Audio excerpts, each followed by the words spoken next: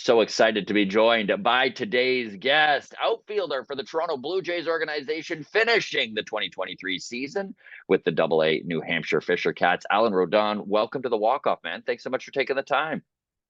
Yeah, thanks again for having me. And like I said, it should be fun. It will be fun. To start, before we get too into this, I do want to say, man, a big congratulations to you on a very successful 2023 season. Just so everyone is aware, you kind of got drafted 2022, had that half season in Dunedin in the Florida State League where, you were just getting your feet wet in professional ball, OPS of 685. Fast forward to 2023, and dude, both Vancouver and New Hampshire, you found your swing, man. You finished the season with an 889 OPS. Well done. Thank you very much. I appreciate you breaking that down for me and the listeners. But yeah, it was a good season, and just kind of keep the momentum going. What are you doing right now? Where are you? So I actually got back to Wisconsin yesterday. I'm back home for the holidays for the United States Thanksgiving. I know Canada's Thanksgiving was a little bit earlier, but we're this week, and so just back home for a week, and but full time. I live in Florida now, so just training at the Blue Jays facility in Dunedin. And I kind of enjoy the weather here a little bit more than the weather in Florida. I enjoy a little bit of cold, but yeah, that's basically what I'm doing right now. Well, you're ready for Canada then. Humidity is just not something that I can handle. It's so funny because Florida's beautiful, but every time I'm there, I'm like, how do they do it? It's just so sticky and wet all the time. Oh yeah. I mean, yesterday, the day I left, it was November 20th. It was 82 degrees. It's just, I can't handle that year round. I need a little Yeah. bit of cold. Yeah. Do you shut down completely at the end of a season? Like, do you give yourself a month of no baseball at all, or are you always swinging and staying in form?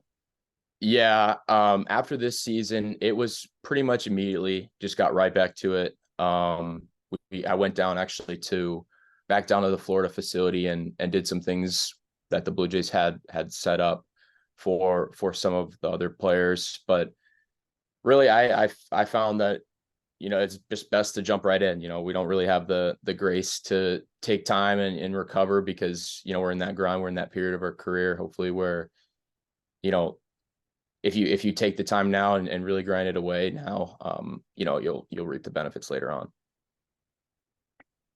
Looking back on 2022, I'm really curious if there was, again, you're brand new to affiliate baseball, you're just starting as a pro. Was there anything that caught you off guard or anything that kind of surprised you about affiliate baseball? Yeah, I think a good way to say it was, I don't know if it was a surprise, just because you kind of know what to expect in terms of you play every day now. You expect an uptick in the level of play, the level of pitching that you're facing, but definitely another way to say it that it's just a lot of different adjustments to make. Um, Going from college baseball to affiliate baseball, um, it's more about the individual player. You care about the things that you have to do on the daily are getting yourself ready to play and making sure that you're ready to play versus being a little bit more like team aligned, if that makes sense. Mhm. And not to say that in affiliate ball, you don't care about your teammates or you don't care about winning. Not at all. Actually, I think focusing on that makes your own individual performance a little bit easier. But just in general, the way your brain, your mind goes about playing the game, it is definitely a little bit of an adjustment. So, and for me, I think too, um, just a long road, and you come off a high of getting drafted and all the excitement that's with that, and getting in a new situation, and then you just get kind of placed in a situation where you got to grind away every day, and it's there are some adjustments to make, and it was a really great learning lesson for me, and just to get a taste of what affiliate baseball is like, and take some lessons from that, and grow from It that. must have been weird too to also have all this excitement of getting drafted and you're starting your career as a pro baseball player, but then also you're moving across the country, right? And like there's a whole bunch of life stuff that's also being thrown your way.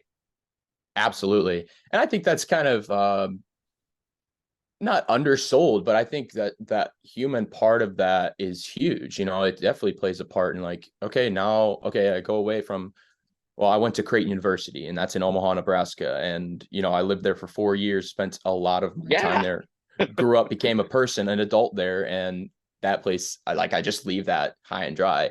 And so, there are a lot of human aspects to, getting drafted and playing affiliate baseball that go kind of beyond the game. Definitely there are some adjustments to be made outside of the game, and that's really cool that you brought that up. Had you been to Vancouver before this season? I had not. Did you, because just speaking of life things, like I'm just curious how that goes, right? You grow up, you're American, you get drafted by the only Canadian team, and then you're literally sent to Vancouver to Mhm. play high A ball. Did you have your passport together? How much paperwork was involved? Like, were you a little bit discombobulated by the whole thing?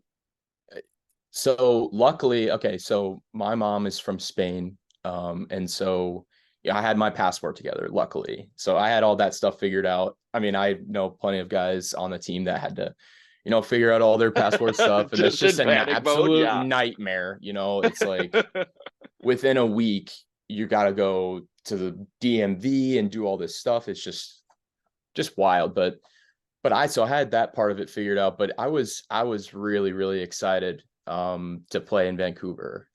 I enjoyed every moment of it.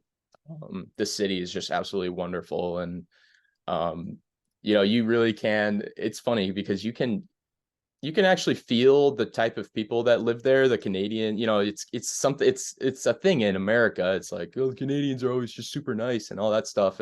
It's actually true, like it really is true. And oh my gosh, I loved it. I absolutely no, I can't stop talking about it whenever I'm asked about it, because I just enjoyed it so much there. Playing in front of the fans at Nat Bailey, the city of Vancouver itself on off days, the where we stayed at UBC. I mean, there are just so many parts to that dynamic that I just enjoyed so much. So yeah, it was really exciting when I got told that. I'm sure, and this is one thing that whenever we have guys on the show comes up over and over again, is just that when you go from the Florida State League, you're playing in front of pretty much nobody. Yeah. And then you go to Vancouver and they're pretty much filling out Nat Bailey Stadium on a Tuesday. Yeah. No, they really are. Yeah. What was it like to all of a sudden have fans, to all of a sudden be in what feels like a real professional kind of stadium and atmosphere? Yeah. Well, I mean, I first want to say that I don't think I've ever played in an atmosphere like that, with um the fans kind of right on top of you, and they're right there and they are so enthusiastic. I had never experienced anything like that. And it was, I mean, just so much fun. You can see why, we're sports fans. We watch football games. It's like, oh, who's the home team? Because they probably have a better chance to win because of their fans. And it's like, yeah, you get that. But then you actually can experience that as a player, and you're like, wow, I get it. I get it. So I hadn't experienced anything like that. It was just so much fun. I mean, all the and it's not even, I think what's even better about that crowd was that it's not like they're rowdy. They're rowdy, but they're not rowdy in a sense of they're causing trouble and they're just, talking down on the other team. It's they're rowdy in their excitement for the game and the excitement of the players on the Vancouver Canadians baseball team. And so it was a really special experience. Obviously, the atmosphere isn't going to put up the numbers you put up. There's a bunch of hard work that went into you getting to a point where you're hitting for average, you're hitting doubles, you're getting on base, you're striking out less than you're walking. You had a really successful offensive season with Vancouver, but the crowd does play into this, right? Like there's just guys who rise to the occasion when there is that atmosphere. Did you feel that it did help your game having people to play for? Yeah, it's really, really interesting, that part.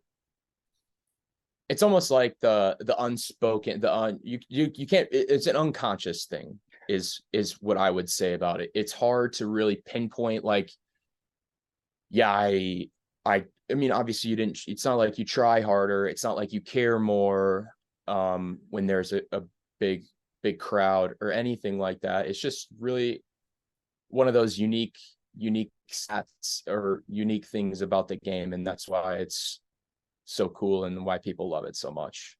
It kind of gets into the psychology of it, right? Like it's not really a 100%. quantifiable thing, but Absolutely. it's there. Mhm. Speaking of that, and honestly, I haven't. Let's talk the fact that Vancouver did go to the Pacific Coast League finals. They won in the playoffs. You were a big part of that team to start with. Were you texting and following along with your pals and your former teammates as they did this? And what is that like to, even though I'm sure it's super exciting, you got called up to double A, man, like your personal Yeah. trajectory, that's where you want to be. But then also, is it kind of bittersweet to look at the team you were just with and be like, man, they're doing it? Man, you hit it right on the nose. I mean, you couldn't have been more accurate about that. Totally, totally right. You know, stuck with them the whole season. I think what's really cool is we had this really special team. Really, you know, a really tight knit group, which is, you know, from everything that I've heard about professional baseball, Philly baseball, is something that you don't always get. You know, it's Mhm. not always easy to create that kind of culture, that type of, you know, the way the team feels about each other. And so because of that, you know, when I did go up to double A, I did, you know, I would watch their game after our game. You know, Yeah. it's like, I'm done with my game now. It's time for my other game. You know, it's almost like I was basically just a super fan of the Vancouver Canadians once Yeah. I got to New Hampshire. And so you're totally right. There was a little bit of bittersweet, like, oh man, you know, can I get sent down to just for the playoffs? Like, can I just go back for the playoffs? Which obviously is just would never happen. But Yeah. it was bittersweet to see that, to not have been there, but it was really, really great to see that they were able to finish it off. And, you know, the teammates that I had that were still there, like, that they could finish the season, because I think everyone on that team, around that team, deserved it. Hmm. So it was really great to see that they finished it off. Yeah, they really stepped up, and it Mhm. was cool too. And it's funny because even as a fan watching, you could tell that there was a real cohesiveness to that team. And I love that you brought up that there isn't always that cohesiveness Mhm. in minor Mhm. league ball. And honestly, to no blame to the players. I mean, Yep. everyone is so focused on personal development. That's the way the organizations are lined up. It's not really about winning. It's far more about moving these guys' trajectory forward. But I Yeah. am curious how much, because you're all competitors still, right? Like winning and losing still matters, even if you're trying to like compartmentalize and be like, oh, well, I only struck out once in the last few games. Like, obviously, I'm Yeah. doing well. How much do affiliate playoffs matter to you? Yeah. I think, well, unfortunately, okay, we played with an affiliate in playoffs in Dunedin. Hmm. Didn't get to play any this year. I think it matters a whole lot because, you know, you kind of, what's cool is that, you know, the statistics are different, especially after a full season of hard work, and you've gotten to this point with your stats. And, you know, maybe some people would love an extra week if they're going hot, right? That the Yeah. the, the stats that are printed right on the front of your page are a little bit better. but they're different statistics for individuals. The postseason statistics are different. And so you can kind of, that part of it maybe just falls away a little bit, and you just turn into a baseball player again, trying to win a game. And I think there's a lot of value in that for players and for organizations. I think it kind of creates a culture of winning around people. When you get back, like when we get back to spring training next spring, the Vancouver Canadians, the players were on that team that finished that off, they were the champions. Mm-hmm. They did their job relative to their situation, their level, the best. And so, you kind of, if that starts happening over and over with, within an organization, you start building players that have just that expectation. And so I think that it should mean a whole lot to players, and it surely would mean a whole lot to me if I did get the opportunity to play in one. But yeah, I can't losing my track, but yeah, Well, no, should I be get real what you're important. saying. Like, it is super important, and it is such a funny dichotomy between, yes, there's definitely a mentality, a culture that is built when you get the opportunity to play in the playoffs, when you get an opportunity to win with your team. But then there's also that other side of things where it's like, yeah, but how's your swing plane look? Are you getting the Yeah, exit velo you're after? Like, there are these other side of things. So it is really interesting to hear you talk about it absolutely. like that. Yeah, When you got the call up to AA, Alan, did you see it coming? I did. Yeah. I think for me, I had a pretty good feeling about where I was at, and kind of, you know, it had gotten to a point where, the things that I had learned in high A were, I wasn't growing on them. And that was an internal thing. Of course, I hadn't said that to anyone in the Blue Jays Yeah. organization. It's like, oh, I'm done here. Move me up. Like, obviously you can't, you can't, Not you how it can't works, say that. exactly. No, not how it works. But, I'm ready, coach. right. You'd have everyone in AAA or the big leagues, right? That's true. But for me, the performance the things that I was doing on the field were correlating with that feeling. I think I was ready to move up in terms of my, you know, the skill ability, and then also, the mental side of things is when those two things line up, you're ready to go. And I think too, obviously the guys that run things in the Blue Jays, they're smart, and they've done this for a long time, and so they can kind of see that too in players. So I wasn't really surprised. I think I was a little bit surprised on how quickly it happened. I thought it was going to take a little bit longer. I thought I was going to get like a month or so in AA, give me a good taste of it. But I was lucky to have it happen a little bit earlier, and just really grateful for the opportunity that it kind of matched up perfectly for me. What's the atmosphere difference between playing in Vancouver and New Hampshire? Yeah, to be honest with you, completely honest, you go from just an incredible crowd, incredible atmosphere in Vancouver, to Manchester, where, obviously the numbers are less. The field's a little bit different. I think that actually plays a pretty big role. Is Nat Bailey, the way it's situated, it's really neat. It's like almost like they're watching on top of you. And so, and then you go to Manchester, where it's more traditional, like like they have the low bowl. And the crowds just aren't as big, and the fans are, less rowdy. They aren't as they don't feed off each other as much as it would happen in Vancouver. And so, there is a fairly Interesting. big difference in atmosphere between the two. Mainly I would say mainly because of just the stadium and the sheer number of fans. That is really interesting. I do want to kind of take a left turn here, Alan, and just talk a little bit of you brought up the mental side of the game, and just what a huge part that is.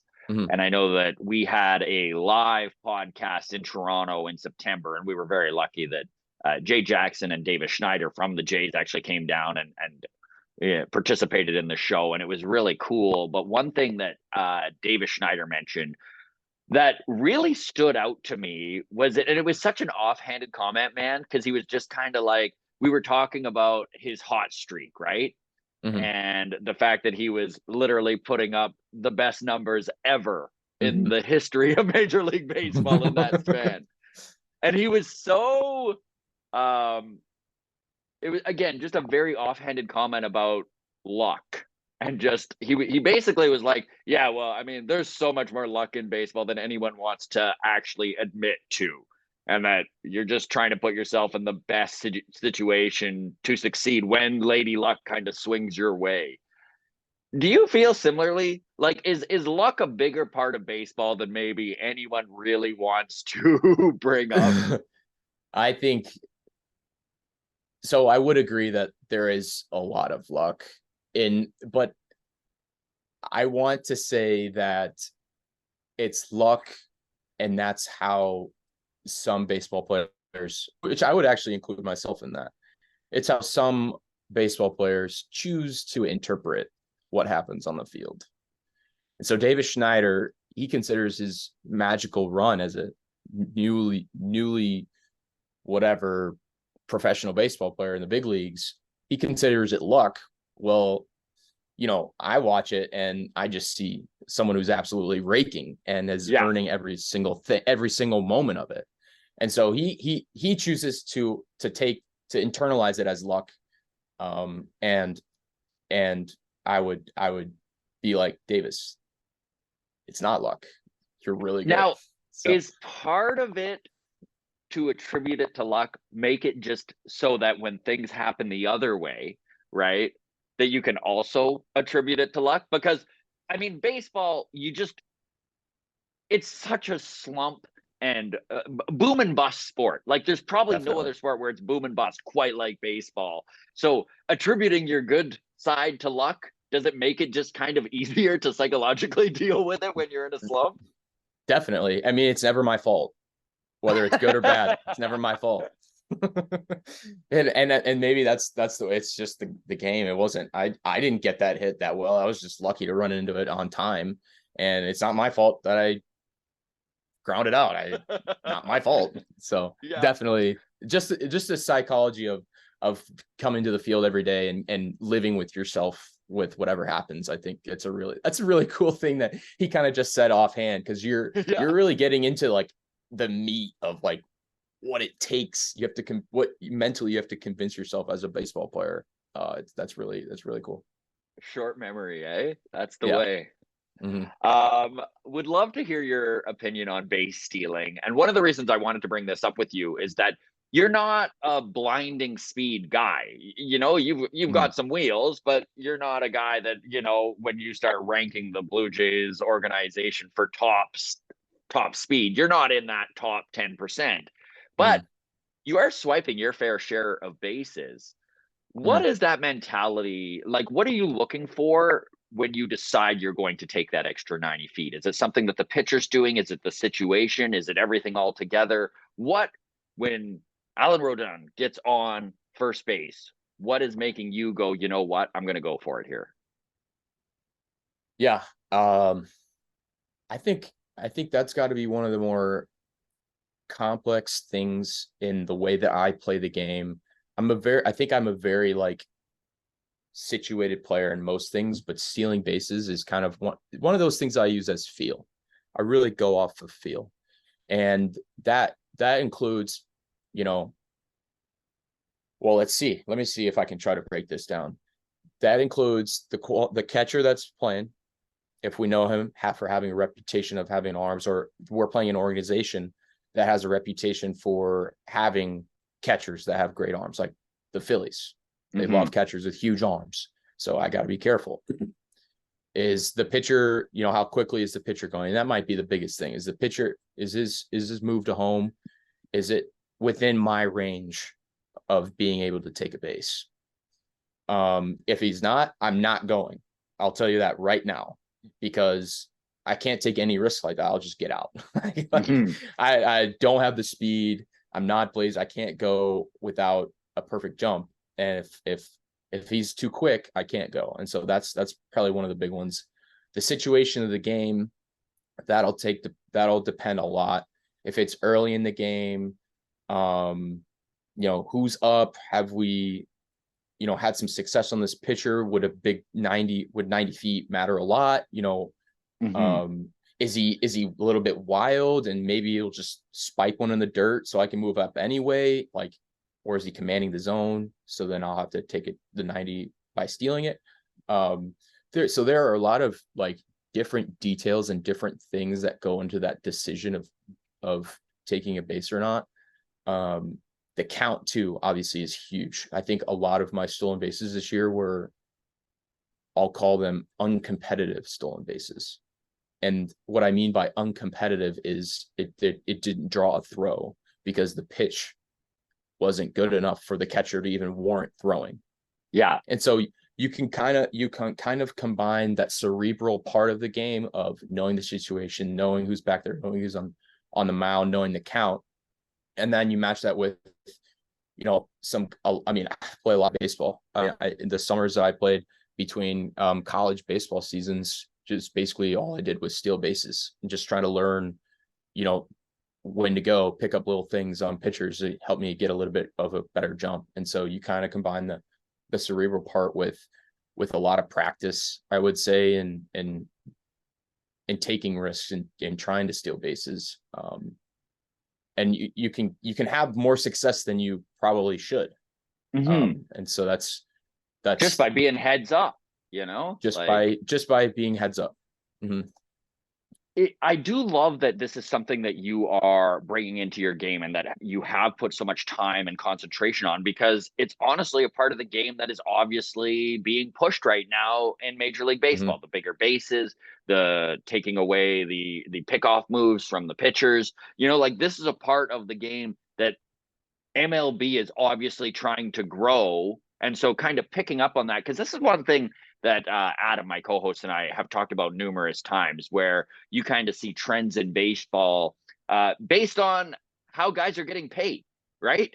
Mm-hmm. If you're going to get paid to hit dingers, obviously hitting dingers is going to be something you're working on. If you're going to get Yep. paid to steal bases, that's something that the effort's going to be put into. And it has been kind of a long time since baseball really put an emphasis on stolen bases. And Yep. it's just one of my favorite parts of the game. So I love to see it. Yeah, it's really one of the cool parts of and it adds a whole lot. It adds a whole new dimension of being a player. It's like, okay, you have defense and offense, defense and hitting. What's the in between? There's got to be more to the game than that, right? And then there's base running. Like, that is its own separate thing. And I've always had coaches that have really, really harped on being a good aggressive base runner. And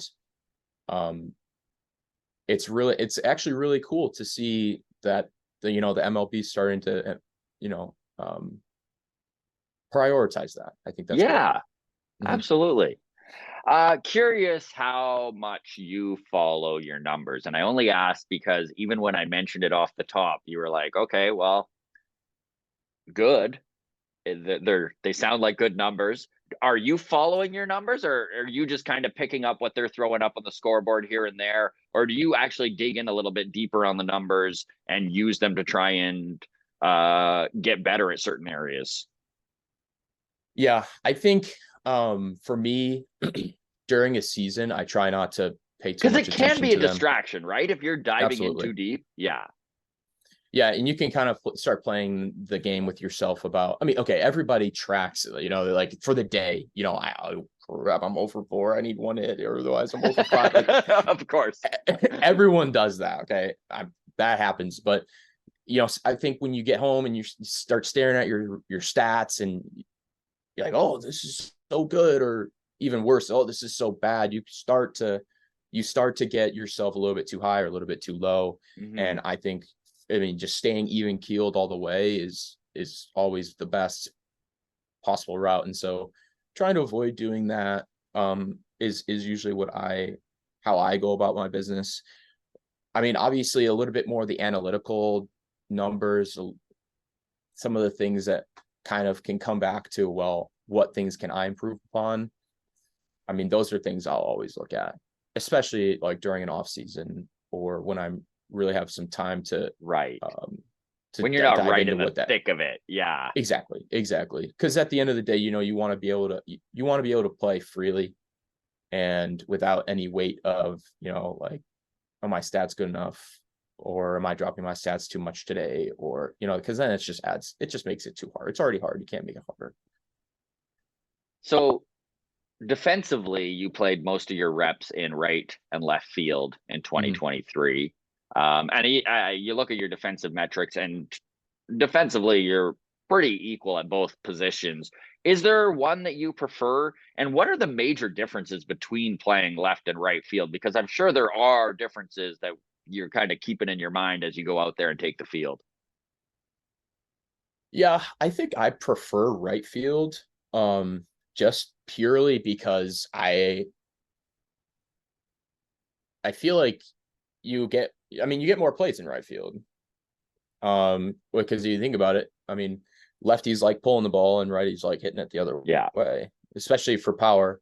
And so, I mean, you have your right-handed hitters that pull the ball for power, but they're more likely to hit a fly ball over your head than maybe a lefty is. So, I think I just feel a little bit better when I'm in right field. There's not really a good answer for that. I just feel a little bit Yeah. better, but I Yeah. do feel evenly comfortable in both positions. And I honestly think I feel that way because I don't see too much of a difference. There are lots of differences in terms of how to play baseballs and how the ball flight occurs at the Yeah. two different spots. And other guys will tell you that they do see a big difference. But for me, the way I see it, the way I've played it, it's fairly similar. It's just you just kind of flip the side of the coin almost. Yeah. Mm-hmm. Have you been to Toronto yet? I've not. You have not. Saving that for a good special time. Hopefully, can only hope. Growing up in Wisconsin, were you a Brewers fan? Brewers fan. You got Yeah. it. Did you have a favorite player? So obviously Ryan Braun Okay, yeah, and of course. Prince Fielder. Prince Fielder was my favorite. I was always number 28 growing up. Obviously my Instagram handle is Alan Roden 28. Yeah. For Prince Fielder, and obviously left-handed hitter, and he hit home runs, and that was super fun to watch. So Prince Fielder was my favorite Brewer. I love that. I actually loved Prince Fielder too. And Mhm. that's the thing with the Brewers. They're probably my second favorite team because I'm all encompassed in Toronto Blue Jays fandom. But Mhm. the Brewers are a nice, safe National League team that doesn't mess things up for Toronto very often. And they're the small Uh-huh. market kind of, underdog team that is just fun to Yeah, watch. sure. So, yeah. That makes sense, actually. Yeah. I mean, you basically the Brewers, my favorite team growing up, never really amount to anything, but yeah, that's okay. That's sports fandom, man. Okay, so before we get into some Canadian trivia and some listener questions, I do have one last question for you, and it is a pretty broad question, so you feel free to take this in whatever direction that you want. But what was the best piece of advice you've ever got when it comes to baseball? And whether that's an on the field thing, a psychological thing, however you want to take this, is there one piece of information that maybe was imparted to you at some point along your travels where you just found something clicking in your head and you were like, oh man, if I do that, or if I think this way, it's definitely going to make life easier on me? Yeah, and that it really is a loaded question because there are so many different Yeah. angles. Um, I think for me, one of the things that I carry with me the most is something that my college baseball coach at Creighton University said, Coach Ed Service. And I think this would go for anything you do in life is some basically the gist of it is don't be afraid to give your entire your all into something just on the chance it won't work out.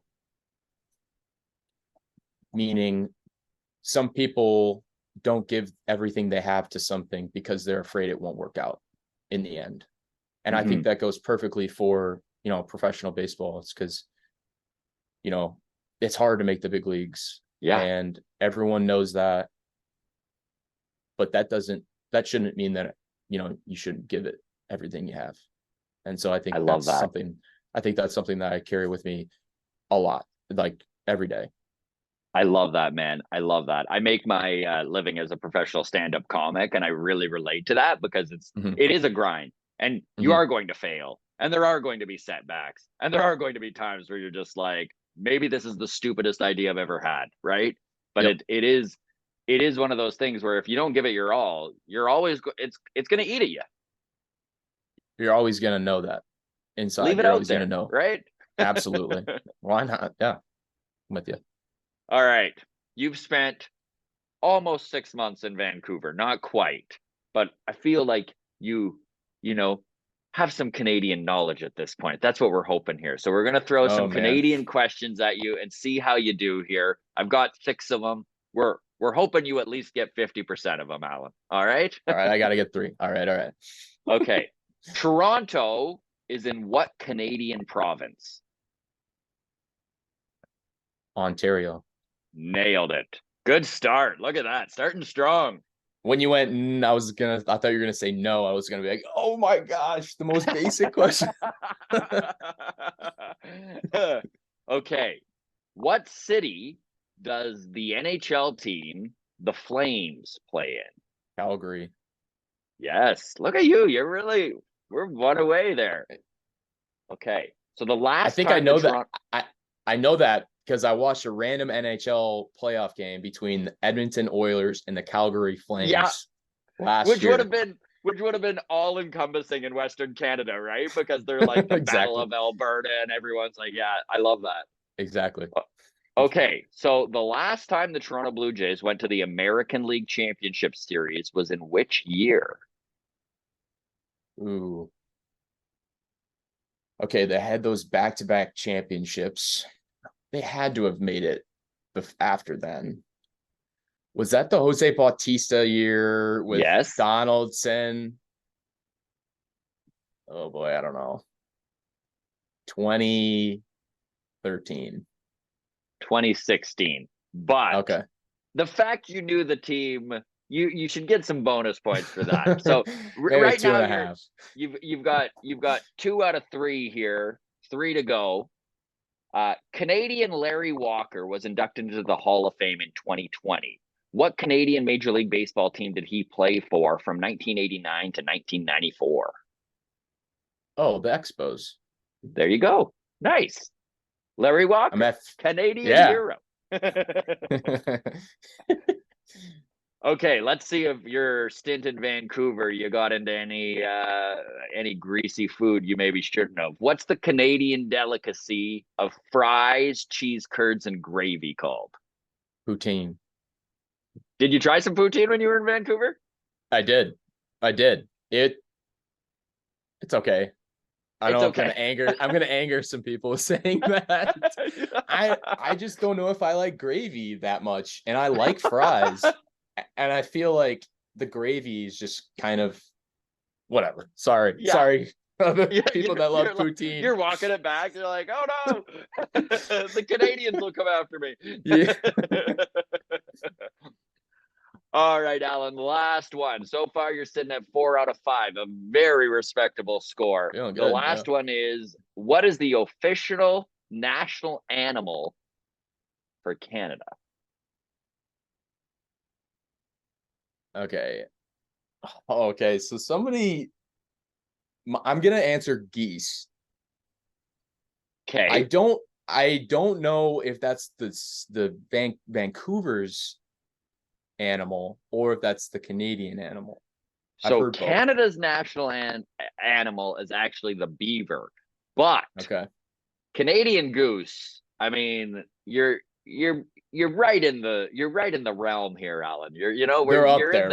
they're up there, exactly. We'll say you got a four and Cool. a half out of 6 here, so that's pretty darn good. We'll take it. We'll take it. We'll take it. How are you on time, man? I've got 3 listener questions. Can you stick around for a few minutes? Absolutely. Yep. Okay, awesome. All right, so this first one is from Samantha, and she messaged us on Twitter or X, whatever you want to call it now. And she says, "Hey, Alan, love you're doing the podcast. What was your draft experience like? Were you with all your family and friends? Did you know you were going to Toronto?" So I actually wasn't with a lot of my family. I was playing in the Cape Cod League after my senior season at Creighton. And I basically wanted to play up there because it's such a highly regarded league, and to be able to have that experience, to say that I played in the Cape Cod League, I think that's something that I'll take with me for the rest of my Yeah. life. And it was one of those cool things. And so I was with my dad and my girlfriend at my host parents' house. So a little bit of a unique situation there in terms of draft experience. But obviously it was still one of the coolest days I've ever had, and a really unique day. Even now, looking back at it, basically a year and a half later, I don't think I'll have another day like that. It was really unique, and I did not know it was for sure the Blue Jays. I knew obviously that they were one of the teams that were interested, and you also have you kind of have a short list of teams that you really know are really interested. Didn't know for sure, and just kind of shocked almost when it happened when it did. But obviously, things have only been really good with the Blue Jays, and just really, really grateful to have been picked by such a great organization. So it was a unique experience, but really a great one still. That's very cool, man. That's very cool. Warren messaged us in our Discord, and he said, "Hey, Alan, I actually saw you play in Vancouver this May. I love coming to games at Nat Bailey Stadium so much. Did you enjoy your time in Vancouver? Did you explore the city at all?" And I know you kind of touched on that a bit already. I'll talk about it some more. I loved it that much. Yes, I loved my time in Vancouver. The city is amazing. The atmosphere of the field was amazing. Even the littlest of things of just walking around the UBC campus and just like in the mornings going to get coffee, kind of feel like a college student again. And you're like, right, because I was in college for 4 years, and academics were a huge part of my life. And so that part of me was, kind of, I got to do it again, and it was awesome. So scratch an itch you had. Exactly.